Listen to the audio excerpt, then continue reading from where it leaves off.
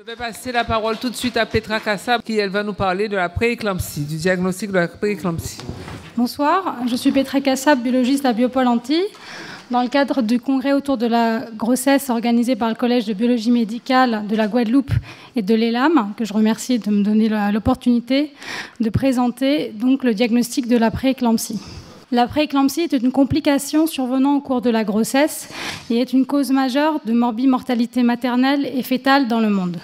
Nous allons voir dans un premier temps les définitions autour du sujet et les données épidémiologiques, et dans un deuxième temps, les modalités du diagnostic biologique de la prééclampsie. Les définitions figurant dans les recommandations formalisées d'experts sont les suivantes. L'hypertension artérielle gravidique, qui est définie par une pression artérielle systolique supérieure à 140 mm de mercure et ou une pression artérielle diastolique supérieure à 90 mm de mercure, et survenant après 20 semaines d'aménorrhée et disparaissant avant la fin de la 6e semaine du postpartum. La prééclampsie est donc l'association d'une hypertension artérielle gravidique à une protéinurie supérieure à 300 mg sur 24 heures. La prééclampsie précoce survient avant 32 semaines d'aménorrhée. Et la prééclampsie sévère est une prééclampsie associée à au moins un des critères suivants: une hypertension artérielle sévère, une atteinte rénale sévère, mais aussi une thrombopénie inférieure à 100 Giga par litre. D'autres critères de gravité comme la présence d'un hématome rétroplacentaire ou un retentissement fœtal de type retard de croissance intra-utérin, la présence d'un œdème aigu du poumon ou d'une barre épigastrique persistante ou bien d'un HELLP syndrome, et enfin une éclampsie ou des troubles neurologiques rebelles. Revenant sur les deux derniers termes, le HELLP syndrome qui est défini par une cytolyse hépatique associée à une thrombopénie et d'une hémolyse, et l'éclampsie qui correspond à une crise convulsive tonico-clonique. Les recommandations HAS présentent les critères qui définissent une population à risque. Ces critères sont la nulliparité, les antécédents individuels et familiaux de prééclampsie, l'hypertension artérielle préexistante à la grossesse. Il y a également le cas des femmes âgées entre 20 et 35 ans. D'autres critères facteurs de risque comme l'obésité et les grossesses multiples. Et dans le cas des femmes présentant des maladies sous-jacentes comme les maladies auto-immunes et l'insuffisance rénale. Concernant l'incidence de la prééclampsie, elle concerne 1 à 2% des grossesses en France, à titre comparatif 3 à 5% des grossesses aux États-Unis. Et dans la population à risque définie précédemment, elle peut aller jusqu'à 10% des grossesses. Dans les complications, la prééclampsie est accompagnée d'un accouchement prématuré dans 15 à 67% des cas et d'un retard de croissance intra-utérin dans 10 à 25% des cas. Mais surtout, c'est la 3e cause de mortalité maternelle en France. En effet, le bulletin épidémiologique hebdomadaire de l'INVS paru en 2010 a imputé les complications hypertensives dans 9,9% des morts maternelles, soit une naissance vivante pour 100 000. Il a également dédié un chapitre sur les disparités du taux de mortalité maternelle entre les différentes régions françaises. Et il est important de noter que les DOM, dont la Guadeloupe, présentent le plus fort taux de mortalité maternelle, toutes causes confondues, mais également liées aux complications hypertensives, puisque ce taux est 4,3 fois supérieur au taux en métropole.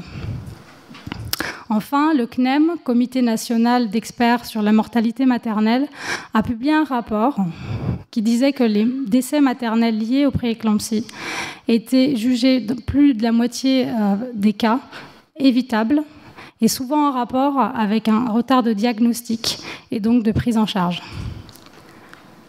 Ces données épidémiologiques nous permettent de réaliser l'importance d'optimiser au mieux le diagnostic de la prééclampsie et nous verrons la place de la biologie dans le diagnostic de la prééclampsie. Les recommandations officielles parlent donc des paramètres biologiques à suivre et qui permettent de dépister la prééclampsie. Donc dans la grossesse normale, il est préconisé de faire la recherche de la protéine sur bandelette urinaire associée à chaque bilan.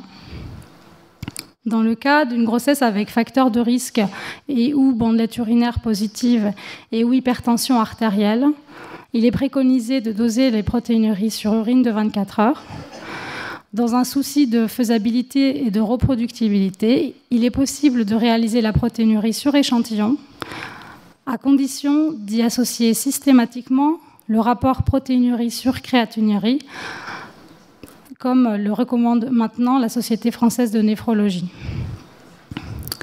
Dans le cas d'une prééclampsie diagnostiquée, certains paramètres biologiques sont utiles pour le pronostic. La numération plaquettaire, les transaminases, la créatinémie et l'acide urique, bien qu'elle n'est plus dans les recommandations officielles. Vous trouvez à droite les seuils d'alerte biologique pour tous les paramètres. Voici où s'arrêtent les recommandations officielles. Cependant, il existe depuis quelques années une nouvelle stratégie de dépistage précoce de la prééclampsie. Celle-ci est basée sur la compréhension de la physiopathogénie de la prééclampsie, qui est une pathologie d'étiologie multifactorielle et a pour origine une anomalie de la vascularisation placentaire et avec un défaut d'invasion des artères spiralées utérines.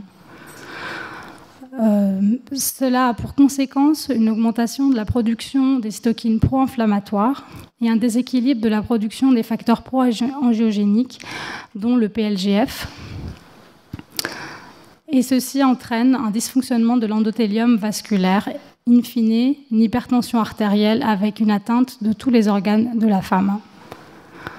Inspiré de ce schéma, a été donc élaboré un algorithme de calcul qui permettrait de prédire en début de grossesse le risque de survenue de prééclampsie.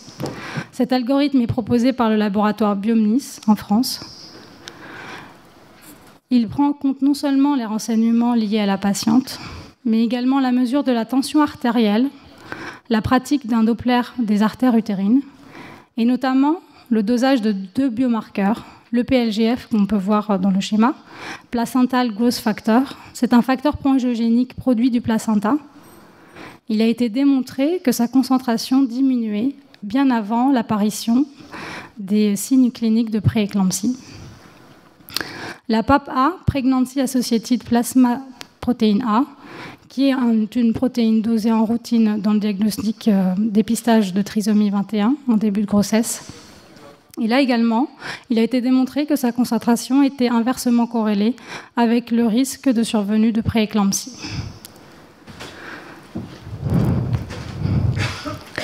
Nous allons voir plus précisément l'article publié en 2012 sur les performances de cet algorithme. C'est une étude donc prospective effectuée à partir d'un grand nombre de femmes enceintes qui ont été suivies tout au long de la grossesse et dont une partie a développé une prééclampsie. En début de grossesse, ces femmes, entre 11 et 13 semaines d'aménorrhée, il a été recueilli chez elles les données, les mesures des paramètres cités précédemment. Et la conclusion de cette étude était que le test combiné de tous les paramètres permettrait de dépister jusqu'à 93% des prééclampsies précoces, nécessitant un accouchement prématuré avant 34 semaines d'aménorrhée, et ceci seulement avec 5% de faux positifs. J'attire votre attention sur l'origine géographique, qui est donc un facteur pris en compte dans cet algorithme, alors qu'il ne figure pas dans les recommandations de 2009. Et il faut préciser que l'ethnie afro-américaine et africaine est un facteur de risque considéré dans cet algorithme. On peut s'interroger sur l'intérêt du dépistage précoce en début de grossesse pour une survenue d'une pathologie plutôt en deuxième et troisième partie de grossesse. Outre le fait d'instaurer une surveillance obstétricale étroite, le Collège national des gynécologues préconise de débuter un traitement par aspirine avant 20 semaines d'aménorrhée, en prévention de la prééclampsie chez les femmes définies à haut risque. Alors, l'efficacité de l'aspirine est très controversée dans la littérature concernant la prévention de la prééclampsie, ce qui nous amène à détailler l'article de 2013 sur une méta-analyse de 42 études, des études discordantes sur l'efficacité de l'aspirine. Et les auteurs ont procédé à la comparaison de l'efficacité de l'aspirine sur la prévention de la prééclampsie, selon que l'aspirine ait été instaurée avant ou après 18 semaines d'aménorrhée. Les résultats sont sans équivoque. Quand l'aspirine est instaurée avant 18 semaines d'aménorrhée, le risque relatif de mort périnatale, prééclampsie sévère et accouchement prématuré est nettement inférieur au risque relatif de ces mêmes événements lorsque l'aspirine est instaurée après 18 semaines d'aménorrhée. On peut donner une hypothèse de cette cause, c'est que ces fameuses artères spiralées utérines, leur formation est définitive, presque définitive entre 18 et 20 semaines d'aménorrhée, et l'aspirine aurait en fait un effet bénéfique sur la vascularisation placentaire.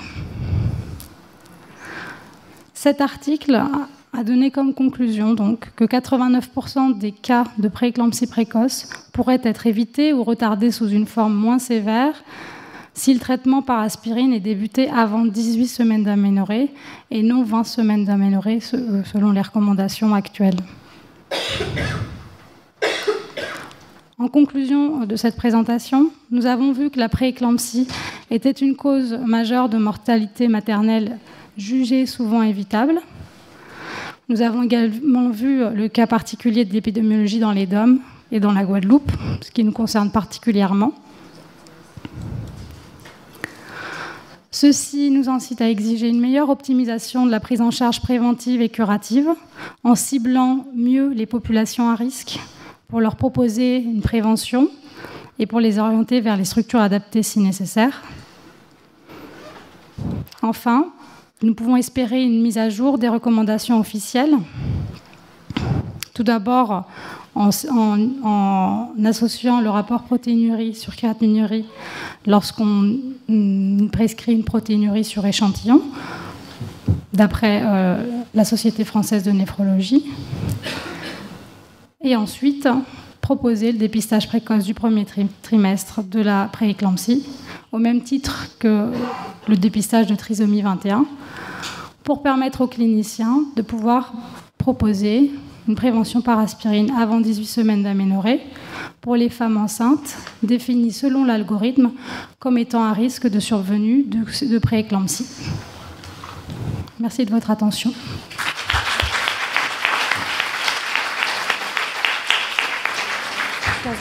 Très bien. Je remercie Petra pour le respect de son temps de parole et pour cet exposé bien documenté. Alors, il y avait une petite coquille sur l'obésité, supérieure à 30, pas inférieure à 30. J'ai vu ça sur une des diapos. C'est-à-dire Tu as mis inférieur à 30 pour l'obésité. L'IMC inférieur à 30. Supérieur. Ouais.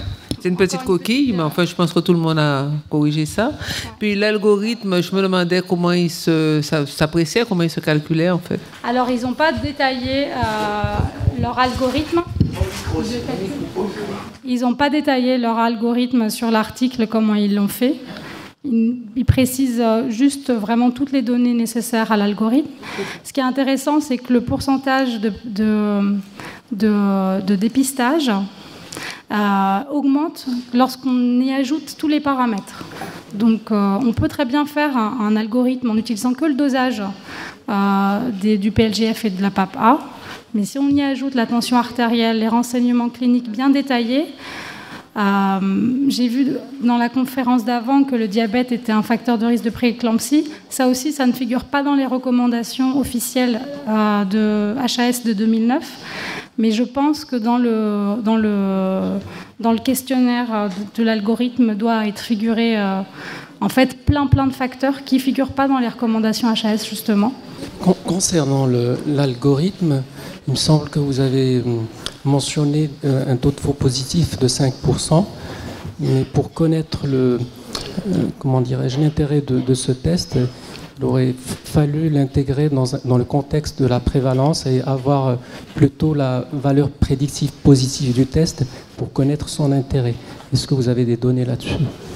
J'ai pas compris la question. Il faut avoir la valeur prédictive positive, puisque si la prévalence est faible, la valeur prédictive positive pourrait être inférieure à 50%, et ce serait moins que le tirage au sort.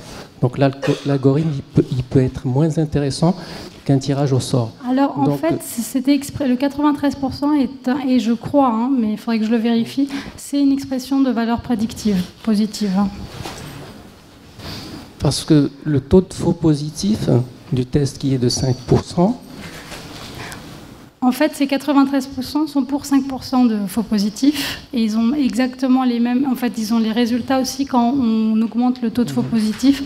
Par exemple, pour 10%, si on tolère 10% de faux positifs, on a un meilleur pourcentage de détection.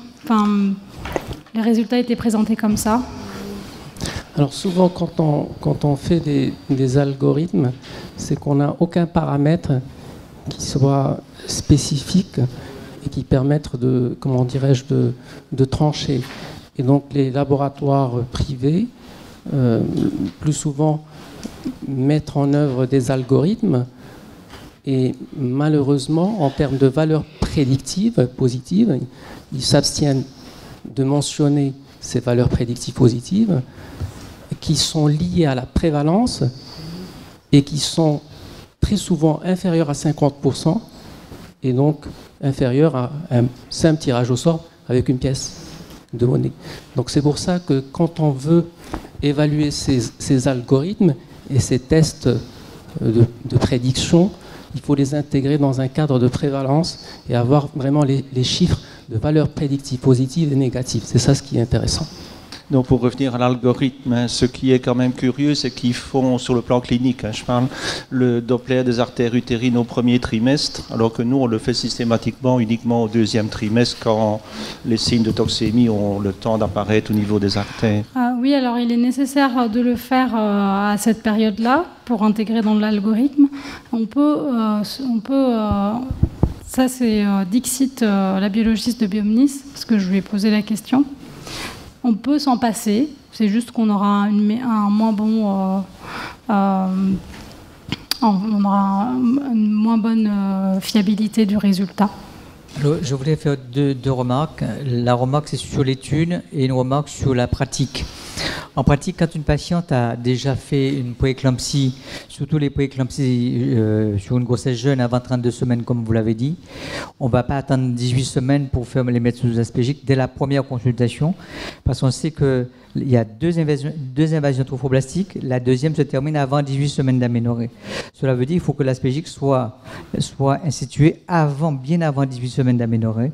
Et pour que le protocole soit reconductible, il faut, dès qu'on voit la patiente, on la met sous aspégique sur les éléments des antécédents, en se basant sur les antécédents.